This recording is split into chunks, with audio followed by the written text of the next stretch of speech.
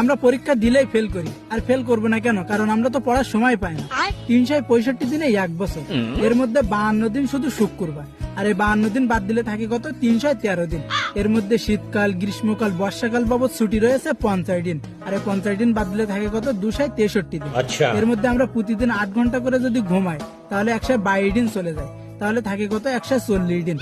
আমরা 1 ঘন্টা করে যদি খেলাধুলার পেছনে ব্যয় করি প্রতিদিন তাহলে চলে যায় 15 দিন, তাহলে থাকে কত? 126 দিন। এর মধ্যে আমরা 2 ঘন্টা করে প্রতিদিন খাওয়া দাওয়া, গোসল করার পেছনে যদি ব্যয় করি তাহলে 30 দিন চলে যায়, তাহলে থাকে কত? 96 দিন। এখন আমরা যদি 1 ঘন্টা করে প্রতিদিন কথা বলার পেছনে ব্যয় করি তাহলে 15 দিন চলে যায়, তাহলে থাকে কত? 81 দিন।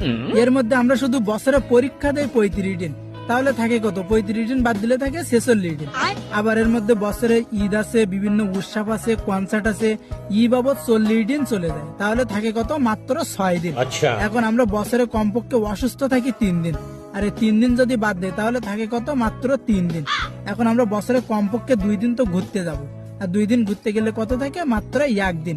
এখন অনেকেই ভাবতে পারে যে আমাদের হাতে মাত্র 1 দিন পড়ার জন্য সময় থাকে, তাহলে জন্মদিন কোথায় যাবে?